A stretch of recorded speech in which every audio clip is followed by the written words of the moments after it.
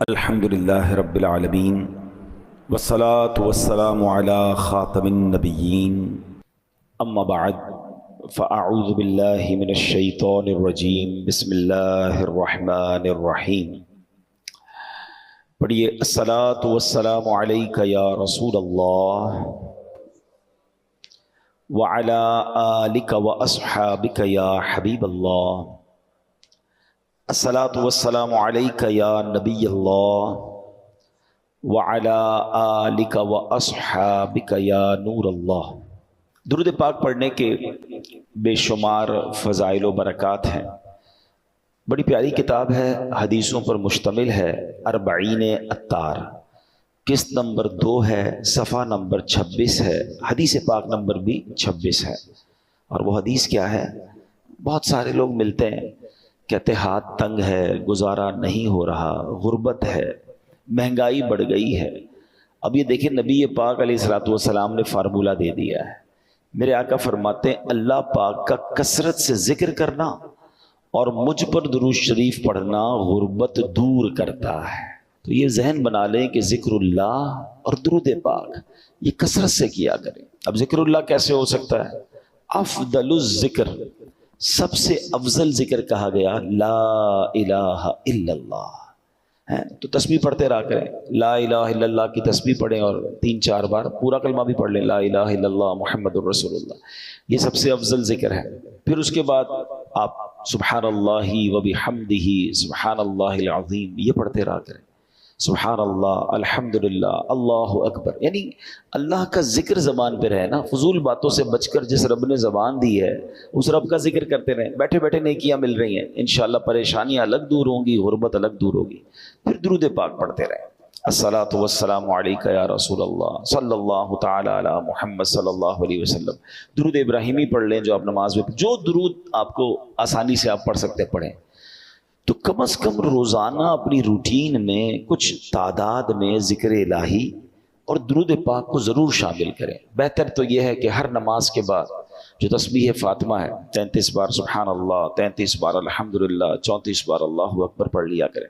پھر اسی طرح ایک تسبیح درود پاک کی ہر نماز کے بعد پڑھ لیں تو انشاءاللہ اچھی کوانٹٹی میں ہو جائے گا۔ ایک بار محبت سے بآواز بلند درود پاک پڑھ لیجئے، صلو علی الحبیب صلی اللہ تعالی علی محمد صلی اللہ علیہ وسلم۔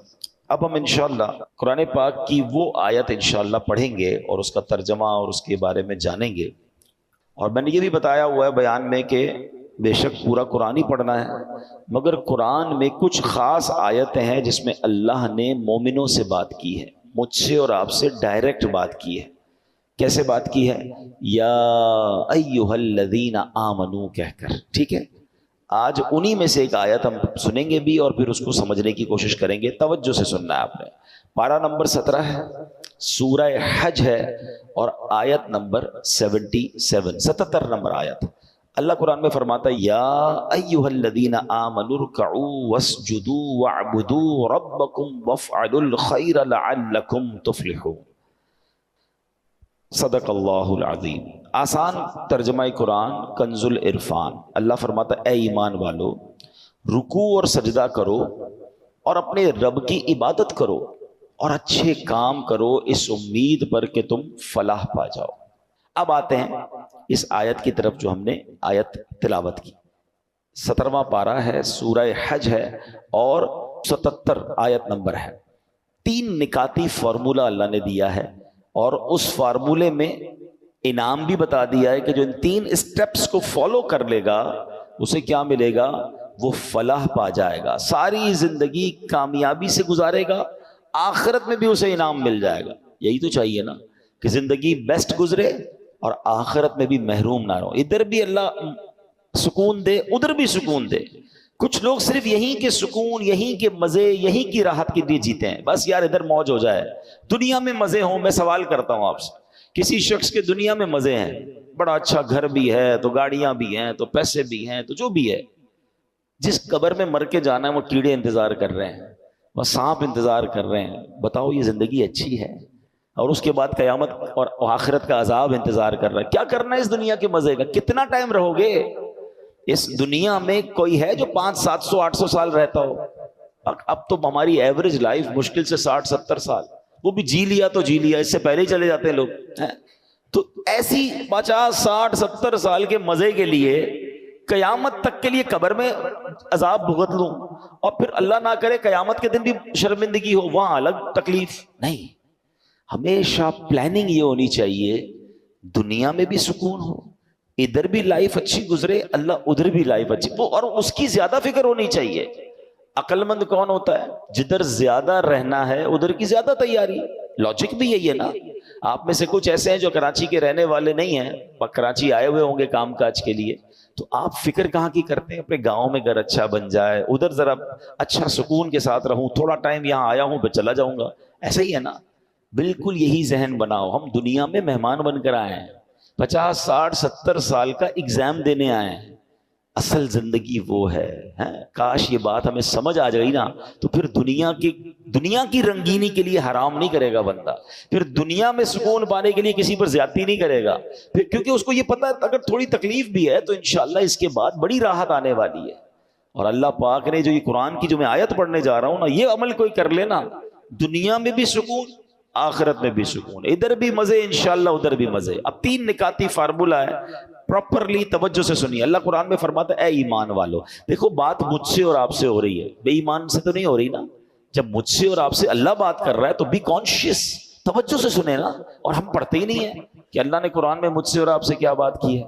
89 ٹائمز اللہ نے بات کی ہے قرآن میں. 89 آیتیں ہیں. میں نے پہلے بھی مشورہ دیا ہے، دوبارہ دیتا ہوں. اب ہم پورے قرآن میں خود سرچ کریں تو بڑا مشکل ہے. دعوت اسلامی والوں نے آسان کر دیا. یا ایھا الذین آمنوا والی ساری آیتیں جمع کر کے کتاب جاری کر دی ہے. اس کتاب کا نام کیا ہے؟ اے ایمان والو. اچھا وہ کتاب آپ کہاں سے لے سکتے ہیں؟ مکتبۃ المدینہ دعوت اسلامی کا ادارہ ہے، اس کی ویب سائٹ پہ جائیں، وہ آپ کو گھر پہ ڈراپ کر دیں گے. آپ کو لگتا ہے یار کتاب خریدنے میں پیسے خرچ ہوں گے، ہمیں پیسے نہیں کمانے. ہم نے دعوت اسلامی .net پر یہ کتاب فری ڈاؤن لوڈ کے لیے رکھ دی ہے. ڈاؤن لوڈ کیجئے، پڑھ لیجئے، پڑھیں تو صحیح کہ اللہ نے فرمایا کیا ہے. اب ان میں سے ایک آیت ہے، اللہ نے فرمایا یا ایھا الذین آمنوا ارکعوا واسجدوا. پہلا نقطہ، ہم 3 پوائنٹس کو کنٹینیو ڈسکس کریں گے، ٹھیک ہے. پہلی بات کیا فرمائی؟ اے ایمان والو رکوع اور سجدہ کرو. اس کا مطلب یہ ہے کہ رکوع اور سجدے کرو کا کیا مطلب ہے؟ نماز پڑھو. چونکہ نماز کے جو رکن اعظم ہے نا وہ سجدہ اور رکوع ہے، تو اس لیے قرآن کریم میں کبھی نماز کو رکوع اور سجدہ بھی کہہ دیا جاتا ہے. جیسے آپ نے بڑی مشہور آیت سنی ہوگی وَارْكَعُوا مَعَ الرَّاكِعِينَ. قرآن کہتا ہے اور رکوع کرنے والوں کے ساتھ رکوع کرو. بندہ صرف رکوع تو نہیں کرتا نا، پوری نماز پڑھتا. یہ اشارہ ہے، اور یہاں جماعت سے نماز پڑھنے کی طرف اشارہ ہے کہ لوگ جب نماز پڑھ رہے ہیں تو جماعت ہو رہی ہے، ان کے ساتھ مل کر نماز پڑھو. تو یہ قرآن کا ایک انداز ہے. تو اب پہلا نسخہ کیا قرآن نے دے دیا؟ فرسٹ پوائنٹ، کامیابی کا، فلاح کا پہلا نسخہ کہ نماز پڑھنی ہے. پھر دوسرا کیا ہے؟ اچھا اسی میں آگے اللہ نے کیا فرمایا؟ وَاعْبُدُوا رَبَّكُمْ. اور اپنے رب کی عبادت کرو. پہلے میں نماز کہہ دی، تو اب دوسرے میں کیا ہے؟ دوسرے نقطے میں اس کا مطلب علماء نے فرمایا اس کے 3 معنی بنتے ہیں، یعنی 3 باتیں ارشاد فرمائی گئیں. اے ایمان والو کامیابی پانے کے لیے خالصتاً اللہ پاک کی عبادت کرو. عبادت کرنی ہے مگر اللہ کے لیے، ریاکاری، دکھاوا، لوگوں کو پتا چلے میرا نام ہو جائے نہیں، اللہ کے لیے خالصتاً. یہاں اس سے ایک مراد یہ ہے.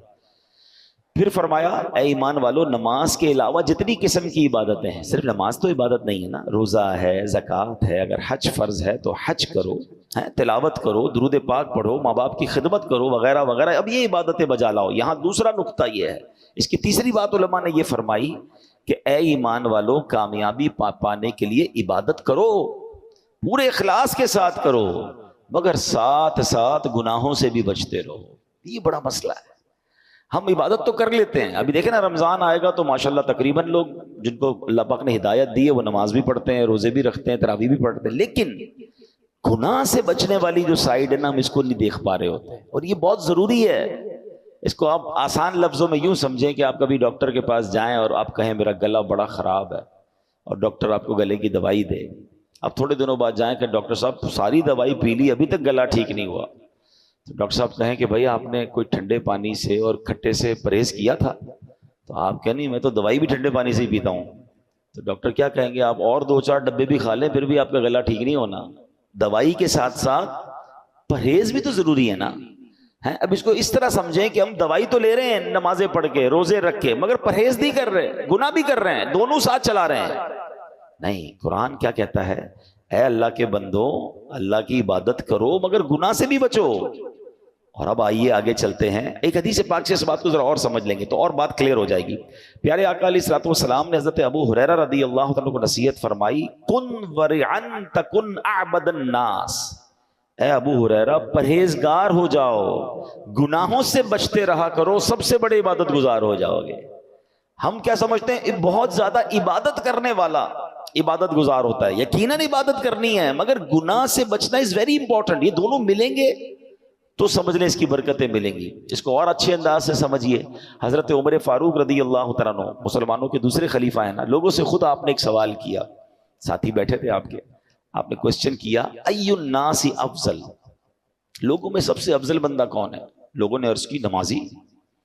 نمازی افضل ہے؟ تو آپ نے فرمایا نہیں، نمازی بھی بعض دفعہ گناہ کرتا ہے، نیکیاں بھی کرتا ہے. یہ بھی تو ممکن ہے کہ نماز بھی پڑھے اور بہت سارے گناہوں میں مبتلا بھی ہو. فرمایا نہیں، صرف نمازی افضل نہیں ہو سکتا. لوگوں نے عرض کی راہ خدا میں لڑنے والا، جہاد کرنے والا. فرمایا یہ بھی گناہ بھی کرتا ہے، نیکیاں بھی کرتا ہے. تو لوگوں نے کہا روزہ دار افضل ہے.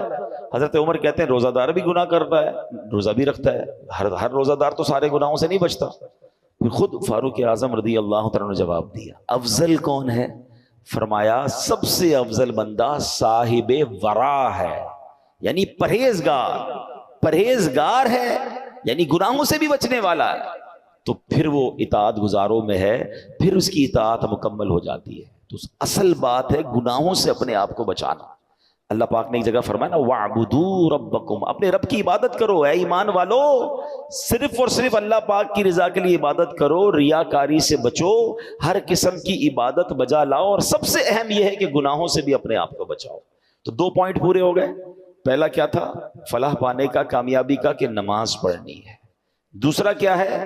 عبادت کرنی ہے، نماز کے علاوہ جو عبادتیں وہ بھی کرنی، مگر گناہ سے بھی بچنا ہے. اور اب تیسرا نسخہ قرآن میں کیا فرمایا اللہ نے؟ اور اچھے کام کرو. عبادت تو ہو گئی، اچھے کام کیا ہے؟ لوگوں کے ساتھ بھلائی کرو، صلہ رحمی کرو، ماں باپ کے ساتھ، رشتہ داروں کے ساتھ اچھا سلوک کرو، ان کے ساتھ بھلائی سے پیش آؤ، اچھے اخلاق اپناؤ. اب یہ تینوں کام کر لو گے تو کیا ملے گا؟ قرآن آگے انعام بھی بتا رہا ہے، لعلکم تفلحون، اس امید پر کہ تم فلاح پا جاؤ. تو اے میرے پیارے اسلامی بھائی، بیوٹیفل فارمولا فار سکسیس. آج کل کہتے ہیں نا کچھ سکسیس کا فارمولا بتائیے، سکسیسفل اسٹوری بتائیے. میں تو آپ کو اللہ کے کلام سے بتا رہا ہوں، جس رب نے ایمان والوں کو خود فارمولا دے دیا، 3 کام کر لو فلاح پا جاؤ گے. تو اب پریکٹس کرنے کا مہینہ آ گیا ہے، یعنی ماہ رمضان ہم پر پتہ ہے کتنی بڑی مہربانی کی گئی ہے. ثواب بڑھا دیا. کتنا ثواب بڑھا؟ لوگ کہتے ہیں یار کوئی پیکج بتاؤ، کوئی ڈیل بتاؤ، کوئی جناب آفر آئی ہوئی ہے. لوگ بڑا اس پہ ایکسائٹڈ ہو جاتے ہیں کہ فلاں کمپنی نے فلاں تاریخ کو آفر لگائی ہے، بھائی جلدی جلدی کر لو. رمضان کی آفر سنو گے؟ ہاں سبحان اللہ. رمضان کی جو آفر ہے نا، میں کہتا ہوں کمال ہے. حدیثوں میں مضمون ملتا ہے کہ رمضان میں نفل کا ثواب فرض کے برابر، فرض کا ثواب 70 گنا کر دیا جاتا ہے. رمضان میں روزہ دار کا سونا بھی عبادت ہے. رمضان میں روزہ دار کے منہ سے افطار سے پہلے جو بو آتی ہے وہ اللہ کے نزدیک مشک کی خوشبو سے زیادہ بہتر ہے. رمضان کی پہلی رات جب آتی ہے، اللہ اس امت پر نظر رحمت فرماتا ہے، اور اللہ جس پر نظر رحمت فرمایا اسے کبھی عذاب نہ دے گا. رمضان میں روزانہ افطار کے وقت 10 لاکھ گناہگار جہنم سے آزاد کر دیے جاتے ہیں. کیسے پیکج ہے؟ اچھا، رمضان میں جب جمعے کا دن آتا ہے، یعنی جمعرات کی مغرب سے جمعہ کی مغرب تک ہر گھڑی 10 لاکھ بخشے جاتے ہیں. مطلب وارے نہیں آ رہے ہیں نا. ساری زندگی میں اور آپ دعا کرتے ہیں یا اللہ ہماری پکار سن لے، ہماری دعا سن لے. رمضان کی راتوں میں فرشتہ آواز لگاتا ہے کوئی مانگنے والا کہ اس کی دعا قبول کر لی جائے، ہے کوئی توبہ کا طلبگار اس کی توبہ قبول کی جائے. مگر سچ بتاؤ اس اسکیم سے کتنے لوگ فائدہ اٹھاتے؟ پھر رمضان کا پہلا عشرہ عشرہ رحمت، دوسرا عشرہ عشرہ مغفرت، آخری عشرہ جہنم سے آزادی کا عشرہ، آخری عشرے میں 5 طاق راتوں میں ایک رات وہ جسے لیلۃ القدر کہا گیا، 1000 مہینوں سے بہتر رات. اللہ اکبر، کتنی مہربانی کی اللہ نے ہم پر. یعنی ہر وہ سامان کر دیا گیا کہ میرا بندہ بخشا جائے. مگر سچ بتاؤ جو اس میں بھی نہ بخشا گیا، جو اس میں بھی غفلت کر لے تو اس کا کیا بنے گا؟ نہیں، پلیز اس آفر کو ضائع مت کرنا. دیکھیں ہمیں نہیں پتا پھر رمضان ملے نہ ملے. پچھلے سال کئی لوگ تھے جو ہمارے ساتھ تھے، اس سال نہیں ہے. کیا پتا اگلے سال ہم رمضان میں نہ ہو، ہمارے بارے میں باتیں ہوں کہ یار ہمارے ساتھ تھا ہمارا بھائی، اب نہیں ہے. تو اس رمضان کو غنیمت جاننا ہے، اپنی زندگی میں تبدیلی لائیں. زندگی پڑی ہے کھانے گھومنے پھرنے کمانے کے لیے. لوگ رمضان میں پیسے کمانے کی پلاننگ کرتے ہیں، نہیں، ساری زندگی پڑی ہے یار یہ کام کرنے کے لیے. اس مہینے میں عبادت، اللہ کو راضی کرنا ہے. اتنے گناہ ہیں، اتنی خطائیں، اب تو توبہ کرنی ہے نا.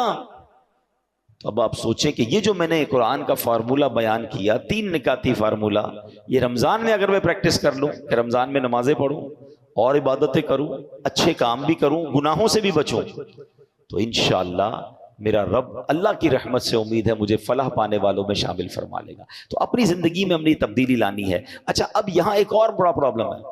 ہم رمضان کی فضیلتیں بیان کر رہا تھا نا. رمضان میں ہمیں یہ جو پہلی بات قرآن نے فرمائی کہ اے ایمان والو رکوع اور سجدے کرو، تو رمضان میں نیت کریں کہ ساری نمازیں باجماعت پڑھیں اور پوری تراویح پڑھیں. ہاں یہ بڑی گڑبڑ ہو گئی ہے آج کل، لوگ تراویح میں ڈنڈی مارنا لگ گئے. ایک تو ٹرینڈ آ گیا 3 روزہ تراویح، 5 روزہ تراویح، 7 روزہ تراویح. ٹھیک ہے اگر آپ 3 روزہ 5 روزہ پڑھ رہے ہیں، لیکن اس کا مطلب یہ نہیں کہ اس کے بعد باقی تراویح معاف ہو گئی ہے.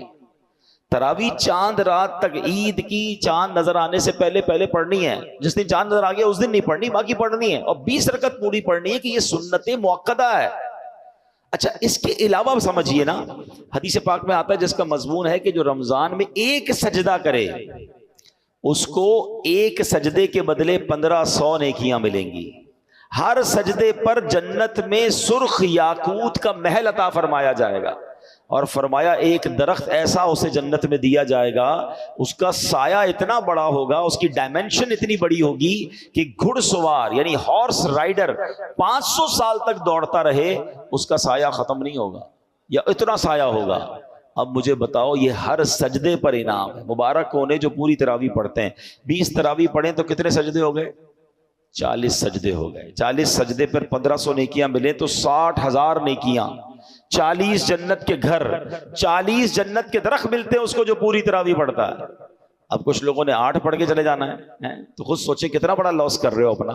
جو پڑھتے ہی نہیں وہ خود سوچے میں کتنا. بلکہ میں تو کہتا ہوں صرف تراویح کیوں، تہجد پڑھنا رمضان میں آسان ہو جاتا ہے. بندہ جو ہے وہ سحری میں تو اٹھتا ہی ہے، تو 2 رکعت تہجد پڑھ لے، 4 رکعت پڑھ لے، 12 رکعت تک پڑھی جا سکتی ہے. اللہ بس توفیق دے، ذہن مل جائے. اور سحری کے وقت دعا کرنا یہ خاص دعا کی قبولیت کا وقت ہے. اللہ کریم قرآن مجید میں کیا ارشاد فرماتا ہے؟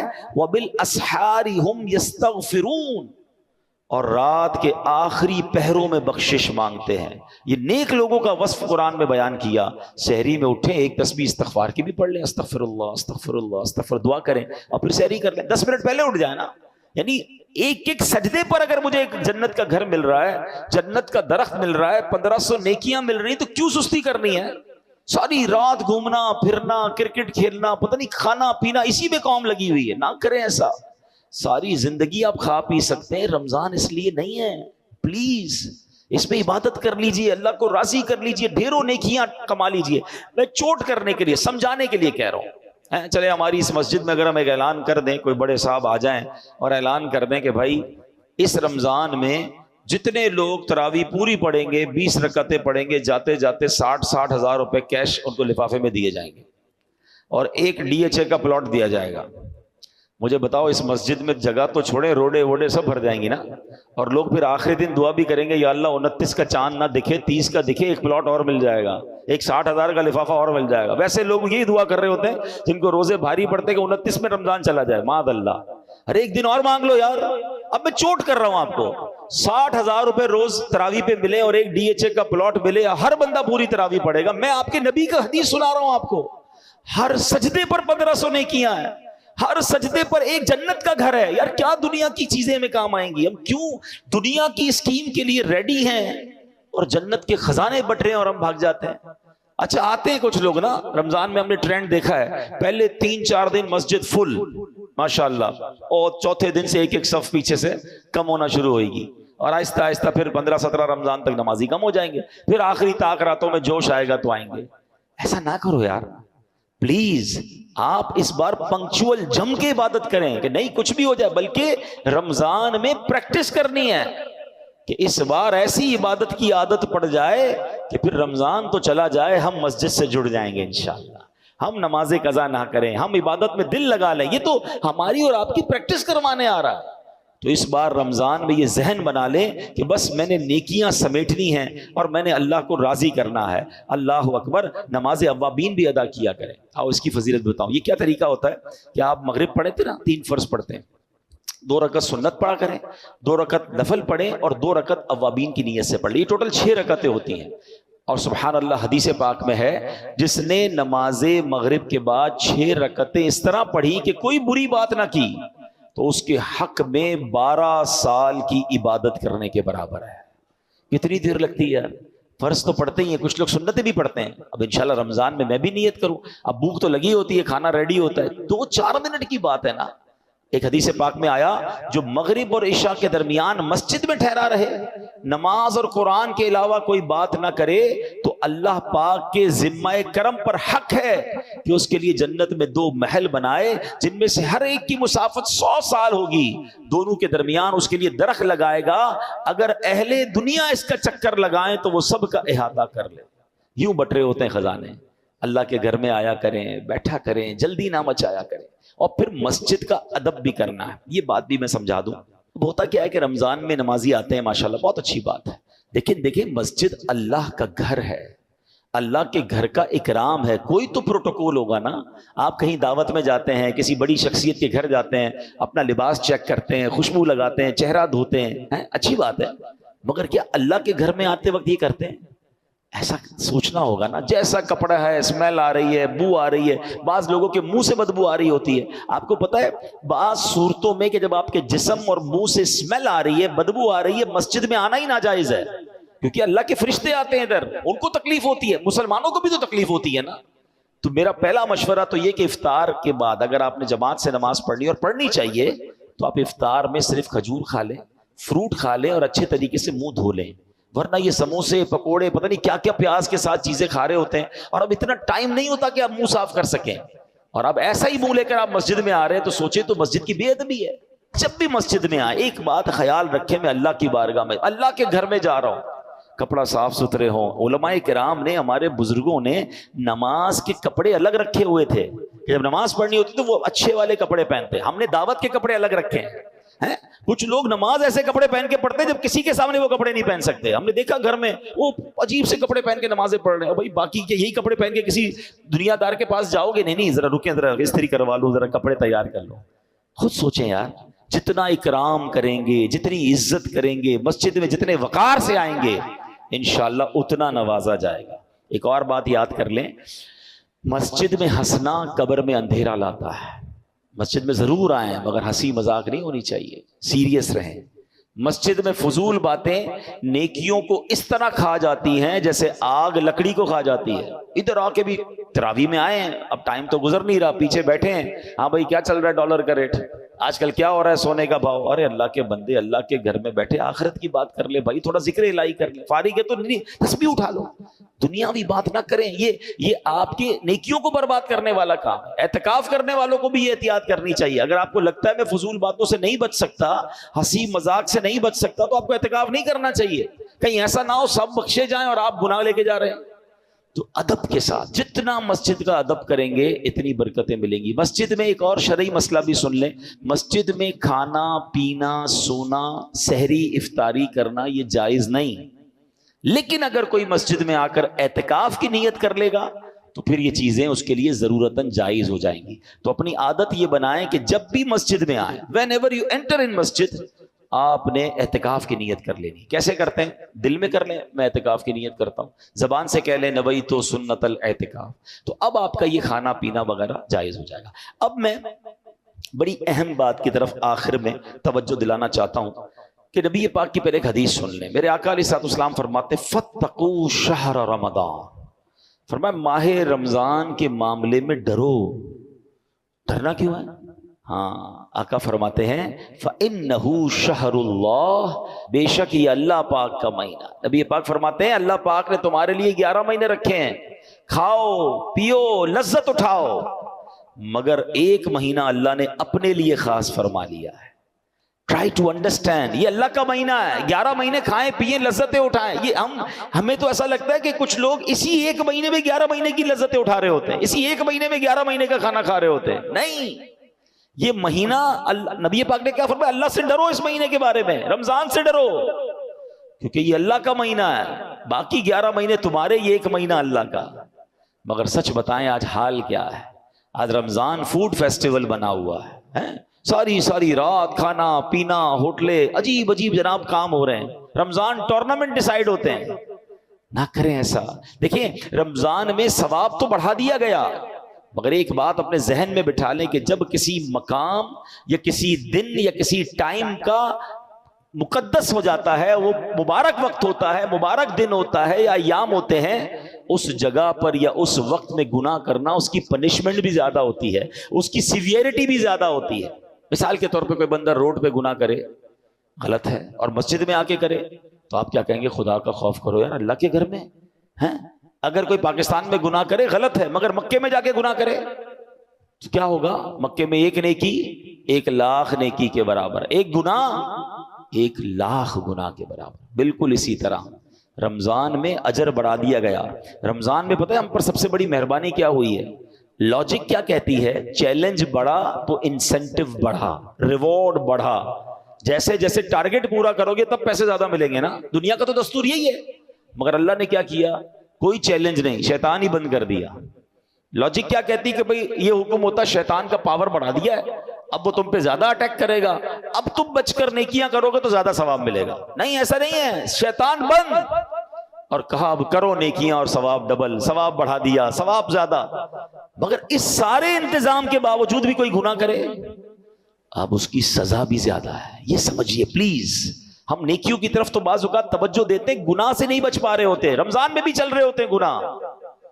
حدیث پاک میں آتا ہے، میرے آقا علیہ الصلوۃ والسلام فرماتے ہیں کہ حدیث پاک کا مضمون ہے کہ رمضان میں جو گناہ کا کام کرتا ہے، اللہ پاک اس کے سال بھر کے اعمال ضائع فرما دیتا ہے. رمضان میں گناہ پورے سال کے اعمال برباد کر سکتا ہے.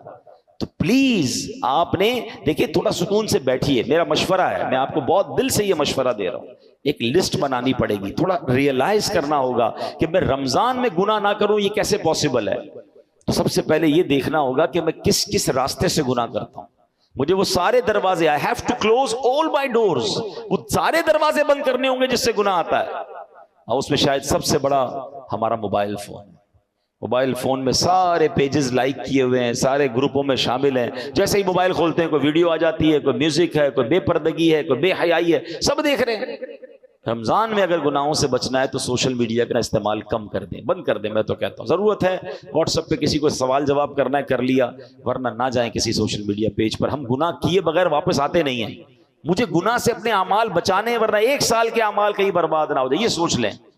پھر اس کے بعد اگر کوئی ایسی گیدرنگ ہے کہ جہاں میں جاتا ہوں اور وہاں جانے سے گناہ سے بچتا نہیں ہوں، دوستوں میں بیٹھتا ہوں تو ہنسی مذاق کے علاوہ غیبتیں ہو رہی ہیں، جھوٹ ہو رہا ہے، دل آزاریاں ہو رہی ہیں، تو اس سے اپنے آپ کو بچانا ہے تو اس گیدرنگ کو چھوڑ دیں. رمضان میں ہیں، مسجد میں رہیں، عبادت کریں، تلاوت کریں، گھر بیٹھیں مدنی چینل دیکھ لیں، فیضان مدینہ تشریف لے آئیں. بلکہ میں تو آپ کو ایک لائف ٹائم ایکسپیرینس بتاتا ہوں. کمال ہے دعوت اسلامی کا، پورا مہینہ گناہوں سے بچانے کا ایک فارمولہ دعوت اسلامی نے کیا دیا ہے. امیر اہل سنت نے سبحان اللہ کہ پورے مہینے کا اعتکاف فیضان مدینہ میں ہو رہا ہے.